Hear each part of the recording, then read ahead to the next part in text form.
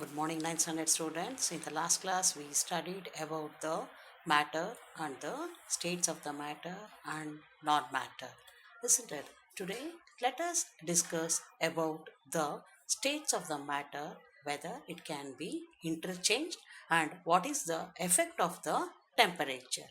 Okay, as we know, the matter, for example, we take it as an water. So, the water will be available in the three states of matter, isn't it? Solid as a ice cube, and normal water as a liquid state, and water vapor as a gaseous state. So, now how it can be interchanged and what will happens to the intracellular molecules and what will the effect of the temperatures, we are going to learn that. So first, see, for this we have two activities. Okay, first take few ice cubes in a beaker. Okay, then you check the temperature in the laboratory thermometer. So note down the temperature.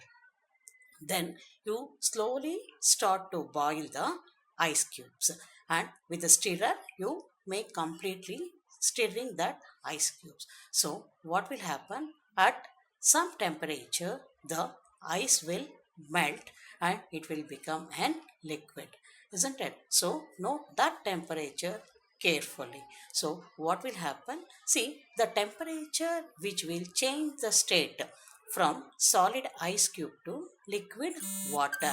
Okay, that is known as the latent heat of the temperature. Okay, the latent heat means what will happen? The temperature will remain constant in that particular temperature, but will supply more heat for that. Okay, so that is known as an latent heat. Okay, then you continue that process. Again, the water will be there. Now, the water will start to boil. See, when it is an solid ice cube, okay, the kinetic energy will be very less, but when it is an liquid we can see the more kinetic energy. Means kinetic energy means here the movement of the molecule can be seen, it is visible in the liquid. So the kinetic energy will be more when compared to the solid. Okay, so here when water start to boil, what will happen, the water will be changing into water vapor.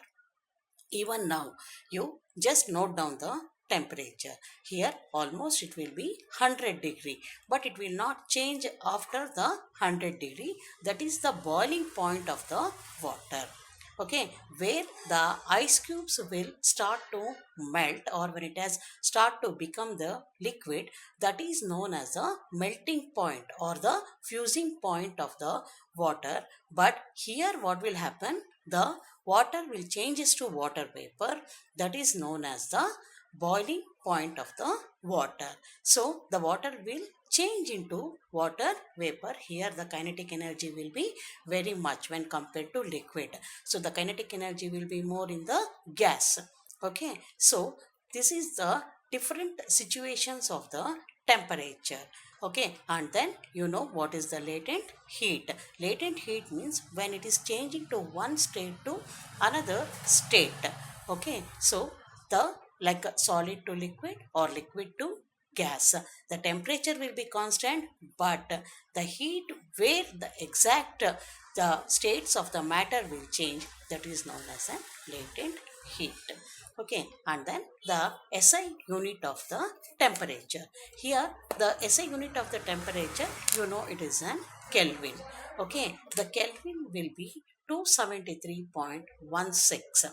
Okay, the 0 degree will be equal to 273.16 Kelvin, but after the decimal 16 will be, like we will take it as a round up the decimal, we will take it as a 273 Kelvin. So whenever if I say 100 degree centigrade, how you will you convert into the Kelvin? So just you are adding that 100 to the 273. Okay, so 273 plus 100 will be 373, that is the Kelvin. Okay, so now you came to know how you will be interchanging the Celsius to Kelvin. Got it? If you want to minus, you will subtract. Okay, so that is known as an converting from Celsius to Kelvin and Kelvin to Celsius. Okay, like if you have any doubt, please ping me in WhatsApp. I will clarify your doubts. Okay, and then